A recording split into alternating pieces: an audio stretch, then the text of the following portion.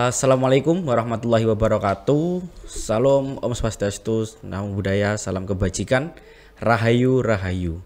Halo Sobat Unipma, kembali lagi dengan kita podcast mahasiswa yang pada siang hari ini kita kedatangan dua narasumber yang cukup intens dan cukup baik juga pencapaiannya, mulai dari organisasi kemahasiswaan, kepanitiaan disnatalis bulan lalu dan lain sebagainya.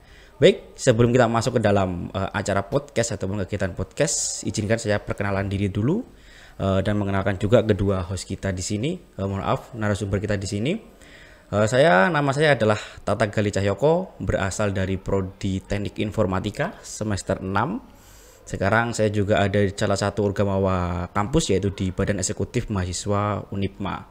Yang ada di sebelah kiri saya ada Mas Haidar, beliau sebagai bulan lalu sebagai kepanitiaan disnatalis Unipma di bagian kepanitiaan mahasiswa. Mas Haidar mahasiswa dari kelas Prodi Fisika semester 4. Di kirinya Mas Haidar ada Mbak Dwita. Halo Mbak Dwita, selamat siang. Mbak Dwita ini salah satu BPH, Badan Pengurus Harian yang ada di Badan Eksekutif Mahasiswa Unipma. Beliau dari Prodi Akuntansi ya. Pendidikan akuntansi semester 6, sama seperti saya. Baik. Kita tidak usah terlalu panjang-panjang untuk perkenalan, kita singkat saja sampai di sini. Kita langsung lanjut saja ke dalam acara podcast antara tanya jawab ataupun diskusinya di sini mengenai pencapaiannya beliau berdua. Apakah bagaimana serunya merancang dari awal, pencapaiannya apa saja, feedback, output dan semua yang dicapai dan dihasilkan di situ. Kita mulai dulu dari Mas Haidar di sini sebagai seorang panitia disnatalis Unipma dari kepanitiaan mahasiswa yang kita tahu semua teman-teman Sobat Unipma. Bulan lalu Unipma mendatangkan seseorang yang kontroversial setingkat nasional, yaitu Pak Rocky Gerung ke Unipma. Nah ini bisa dijelaskan Mas Haidar sebagai panitia disnatalis sekaligus yang menghandle acaranya lebih besar pada bulan lalu 7 Mei Mas ya. 7 Mei 2024 bagaimana dari awal nih, singkat saja dari bagaimana Pak RG bisa datang, terus hadiahnya gimana, output yang didapatkan Unipma bagaimana? Silahkan Mas Haidar. Oke, terima kasih Mas Tatak, rekan saya yang saya hormati. Jadi saya akan menjelaskan beberapa peristiwa tentang konsep disnatalis Unipma kemarin. Jadi perlu saya sampaikan dulu, di Disnatalis Unipma itu ada banyak sekali program dari panitia mahasiswa dan juga panitia dosen. Yang paling menarik dari Disnatalis kemarin yaitu adalah di bidang akademik, yaitu talk show pendidikan dengan tema polemik ketidakpastian kurikulum di Indonesia. Kebetulan waktu itu kita berhasil mendatangkan salah satu tokoh nasional yang sangat luar biasa, cukup kontroversial di Madiun ini, terutama di kampus Unipma, yaitu Pak Rocky Gerung, Presiden Akal Sehat Indonesia. Jadi sedikit saja saya cerita. Jadi cara kita mendatangkan beliau itu juga cukup lumayan sulit, karena dari persiapan kita itu hamin 3 bulan sebelumnya. Kita sudah mencoba melobi beliau, kita sudah coba menghubungi manajernya, namun memang sampai hamin 2 minggu itu belum ada jawaban. Jadi dari 3 bulan hamin 3 bulan sampai hamin 2 minggu itu belum ada jawaban. Tapi kita tidak fokus ke sana saja. Kita juga mempersiapkan plan B dan plan C. Plan B kita ada, saya sebutkan saja, ada Pak Guru Gembul. Kemudian plan C itu ada narasumber dari Surabaya. Itu sudah kita kontak semua. Pak Rocky Gerung itu belum ada jawaban sampai hamin 2 minggu. Pak Guru Gembul itu juga belum ada jawaban sampai hamin 2 minggu. Kemudian yang dari narasumber Surabaya itu alhamdulillah sudah fix sebenarnya. Namun ada satu info menarik ini, Mas Tatak. Kita dapat informasi dari rekan kita yang ada di luar kota itu bahwa Pak Rocky itu sedang ada tour di Jawa Timur. Jawa Timur. Akhirnya kita coba tanyakan apakah nanti bisa untuk geser ngisi acara di Unipma. Akhirnya setelah kita lobby ternyata alhamdulillah berhasil bisa datang ke Unipma, dan itu kita dapat kesepakatan itu dengan teman kita yang di luar kota itu Hamin 10 hari. Hamin 10 hari. Hamin 10 hari kita merencanakan semua konsep acara mulai dari pamflet, kemudian menyusun kepanitiaan, kemudian tiket karena ini sifatnya juga HTM. Akhirnya semua kita lakukan dalam tempo waktu 10 hari. Dan alhamdulillah acara berjalan dengan sangat lancar. Audien yang datang, kursi HTM yang terpenuhi ada 800 kuota. Itu belum termasuk tamu undangan dan juga mahasiswa-mahasiswa yang kita berikan akses khusus karena memang mempunyai kepentingan di dalamnya seperti pers, edukasi dan lain sebagainya. Iya. Seperti itu Mas Tatak. Jadi kurang lebih ada 800 sampai 1000 ya kemarin yang mendatangi waktu Betul. Pak Erki datang. 800 sampai 1000 orang. 800 sampai 1000 luar biasa. Untuk selanjutnya Mas Haidar, setelah kita sebagai kepanitia Andis, kita berhasil mendatangkan seorang tokoh nasional nih. Nah, output yang didapatkan oleh Unipma apa setelah acara itu selesai? Mungkin ada mungkin tawaran. Saya dengar beberapa hari yang lalu tuh ada beberapa perusahaan dari kartu atau apalah itu memasukkan kerjasama sponsor kepada salah satu koridor yang ada di BEM, kan itu pintunya dari kampus kan BEM salah satunya. Itu bagaimana Mas? Betul sekali Mas Tatak, yang dikatakan tadi ada beberapa tawaran dari pihak luar terutama sponsor yang ingin mengajukan kerjasama lebih lanjut dengan kita di balik kesuksesan kita kemarin. Tapi perlu kita ketahui bahwa kita dari panitia Disnatalis dan juga BEM itu tidak serta-merta hanya menyelenggarakan acara saja. Artinya kita bukan IO aja, tapi kita lebih dari itu. Tujuan kita mengundang Pak Rocky Gerung itu sebenarnya untuk membuka pikiran mahasiswa Unipma, apalagi terumum itu mahasiswa di Madiun juga, karena kemarin itu tidak hanya mahasiswa Unipma tapi juga mahasiswa umum dari kampus-kampus lain juga banyak, masyarakat umum juga banyak. Tujuan kita itu yang pertama adalah peningkatan intelektual mahasiswa dan masyarakat di Madiun. Yang kedua adalah ajang promosi Universitas PGRI Madiun, karena kita adalah kampus ya katakanlah lumayan terbesar lah di Madiun. Itu juga salah satu cara juga. Baik, cukup menarik Sobat Unipma dari penjelasan yang disampaikan oleh narasumber kita yang pertama yaitu Mas Haidar. Sebagai seorang panitia Disnatalis Unipma yang berhasil mendatangkan seorang Rocky Gerung ke Unipma. Perlu diingat kita semua di sini teman-teman Sobat Unipma bahwa seorang Rocky Gerung itu sangat sulit dihubungi. Jadi dijelaskan juga bahwa hamin 3 bulan sulit dihubungi. Baru memberikan jawaban hamin 10 ya. Hamin 10. Baru kita dapat kesepakatan. Dan itu perlu diingat juga di Jawa Timur itu hanya beberapa kampus yang bisa mendatangkan beliau. Iya, itu betul itu. Karena dari beberapa kampus sebelum kita yang mengajukan tawaran itu ada beberapa kampus lain cukup besar. Namanya juga cukup tenar di kalangan masyarakat. Namun mohon maaf itu dari kampusnya untuk perizinan tidak diperbolehkan.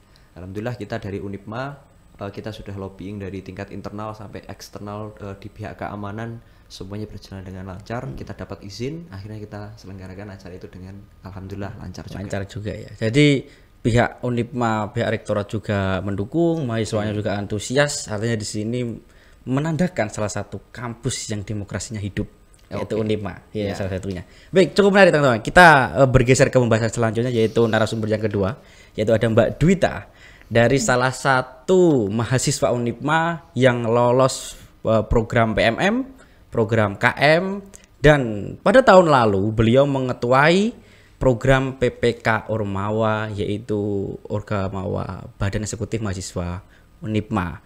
Nah, Mbak Dwita, kita di sini ingin mengkorek-korek sedikit nih Mbak Dwita. Apakah Mbak Dwita melakukan hal tersebut tuh apa saja tipsnya, apa saja triknya, dan bagaimana pencapaian selama ini? Mulai dari KM dan juga PPK Ormawanya, yaitu PPK BEM pada tahun lalu.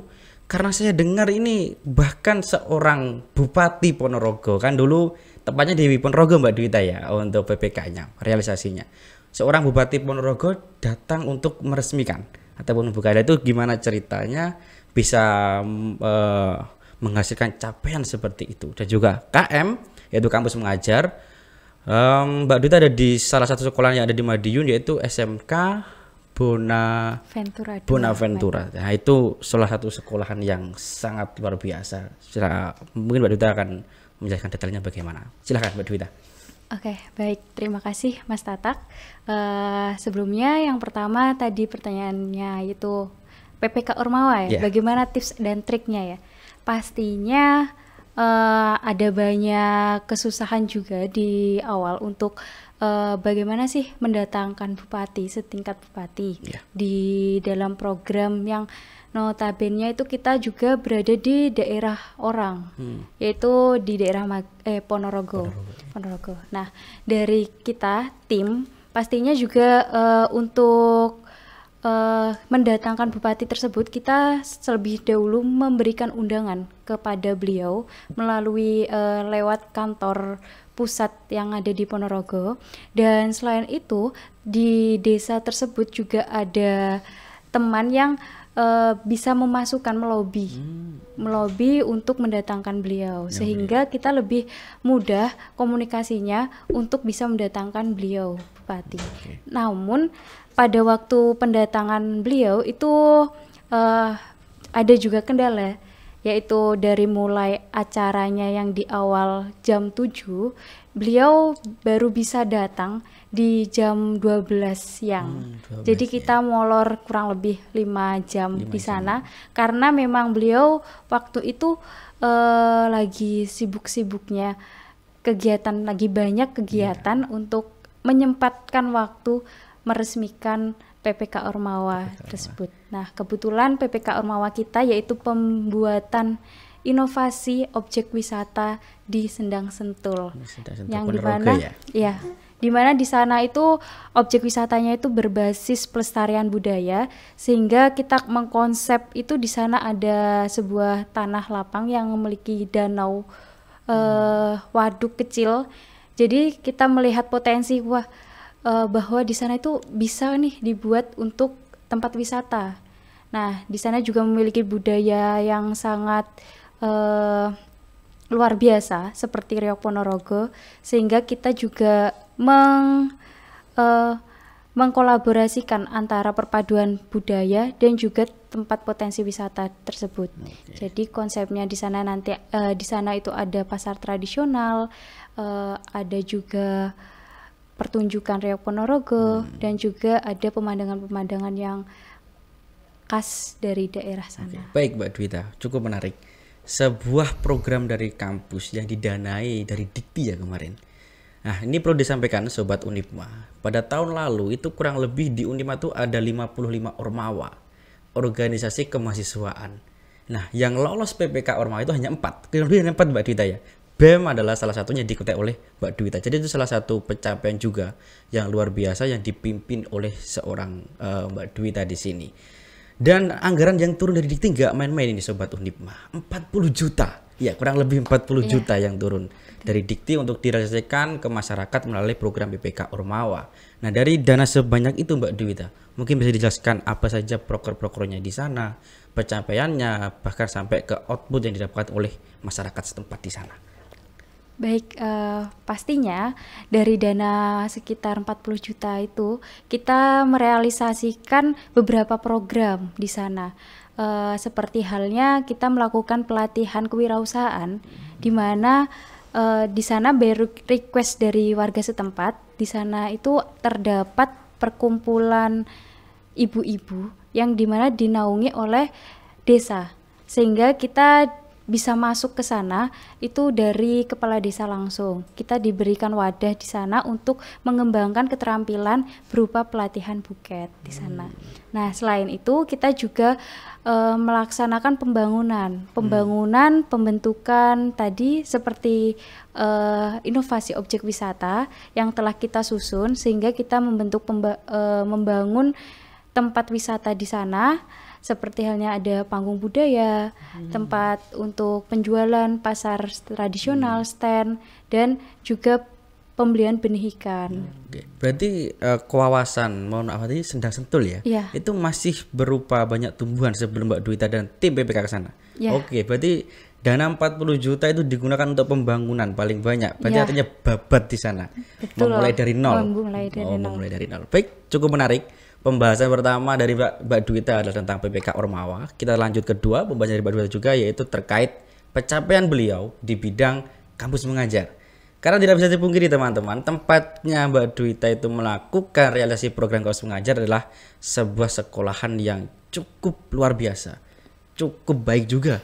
Karena murid-muridnya tuh kebanyakan bukan dari daerah sini, kebanyakan dari daerah timur seperti NTT, Flores, dan juga dari Kupang ya kurang lebih Mbak Dwita. Ya. Baik, bisa dijelaskan Mbak Dwita bagaimana serunya di dalam sekolahan tersebut? Oke, baik, terima kasih.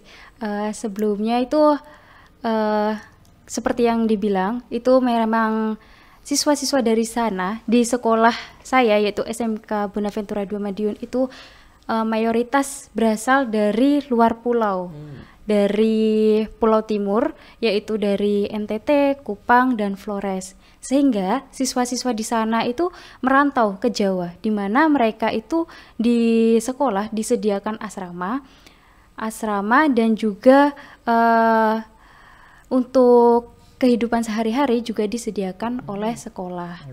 Dan di sana bagaimana sih kayak keseruannya saya dari tim Kampus Mengajar itu dengan siswa-siswa yang berbeda karakter. Tentunya di awal kami sempat shock bagaimana untuk mengajar mereka atau mendampingi dan melakukan program kerja, karena dari segi kultur kita sudah berbeda dan juga segi kebiasaan yang dimana biasanya untuk masyarakat yang kulturnya sama dengan kita itu kan lebih wawasannya lebih sangat luas, sedangkan dari teman-teman yang berasal dari sana itu masih sangat kurang. Jadi sehingga kita perlahan untuk belajar dengan mereka. Jadi kita juga perlu penyesuaian terlebih dahulu dengan karakter-karakter mereka. Seperti itu. Oke, baik. Terima kasih Mbak Dwita atas penjelasannya.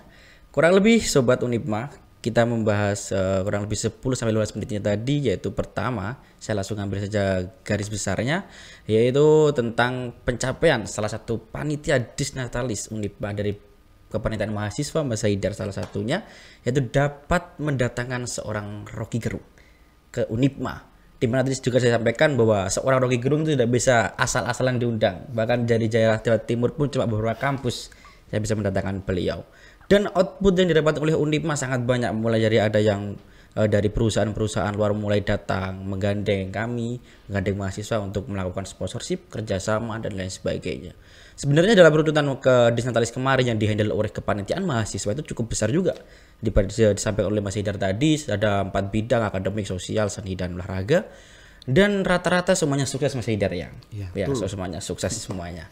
Bahkan audien ada sampai 1000 lebih dan sebagainya. Cukup sukses. Lalu kedua adalah seorang Mbak Dwita, seorang ketua PPK Ormawa, di mana hanya 4 Ormawa di Unipma yang lolos dari 55 Ormawa. Cukup pencapaian juga, bisa mendatangkan seorang bupati. Otomatis nama Unipma di sana akan dikenang. Pasti akan dicatat oleh Bupati Ponorogo tuh nama Unipma PPK di sendang sentulnya, ya kan. Selanjutnya ada Kampus Mengajar, program yang diikuti oleh Mbak Dwita juga, yaitu mengajar di salah satu sekolah dengan kultur ketimuran. Ya, karena kebanyakan muridnya, kebanyakan siswanya berasal dari daerah timur. Baik, Sobat Unipma, mungkin cakap-cakap kita sudahi dulu sampai di sini. Kita akan lanjut lagi mungkin di kesempatan lain ataupun minggu depan. Kita akan bahas dengan narasumber-narasumber yang istimewa, narasumber-narasumber yang hebat lagi, mengenai pembahasan yang sangat banyak dan juga sifatnya intens tentang pembangunan dan pengembangan Unipma di khalayak umum ataupun sampai ke kancah dunia. Baik teman-teman, Sobat Unipma, jangan lupa ikuti seluruh sosial medianya Unipma, dari sosial medianya IG yaitu Unipma Official, YouTube-nya, TikTok-nya, dan lain sebagainya. Baik, saya sebagai host pada acara podcast siang hari ini, Tata Gali Cahyoko, ada narasumber pertama kita yaitu Mas Haidar dari Kepanitiaan Disnatalis Unipma. Narasumber kedua kita adalah seorang Mbak Dwita, Ketua PPK Ormawa sekaligus mahasiswa program Kampus Mengajar. Baik, dari kami ucapan terima kasih. Mohon maaf sebanyak-banyak jika ada salah tutur kata dalam pengucapan dan dalam pemilihan bahasa. Sekian dari saya. Wassalamualaikum warahmatullahi wabarakatuh. Terima kasih Mas Haidar. Terima kasih Mbak Dwita. Unipma Smart and Competitive.